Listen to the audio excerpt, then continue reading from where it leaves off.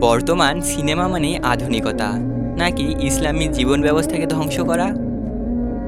Cinema বর্তমান সময়ে আমরা মোবাইল বা টিভিতে আমাদের পরিবারকে নিয়ে বিভিন্ন নাটক সিনেমা দেখে থাকি, যার ফলে আমাদের সন্তানরা লজ্জা হারিয়ে ফেলছে। এখন বলতে পারেন কিভাবে? আমরা যেই সিনেমা দেখি তাতে বেহায়াপনায় ভরপুর। যখন আমরা তা পরিবারকে নিয়ে দেখি তখন আমাদের সন্তানরা প্রভাবিত হয়। বর্তমান সময়ে সিনেমা নাটকে আধুনিকতা বলতে দেখানো হয় প্রেম, জিনা, ব্যভিচার, গান, নাচ ইত্যাদি।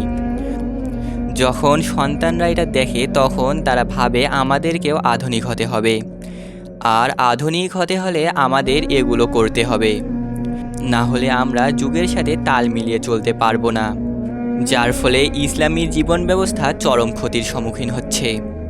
বর্তমান সময়ে একজন আদর্শ মুসলিম হিসেবে আমাদের এ থেকে বেঁচে থাকা উচিত এবং আমাদের পরিবারকে এ থেকে বাঁচানোর সর্বোচ্চ চেষ্টা করা উচিত।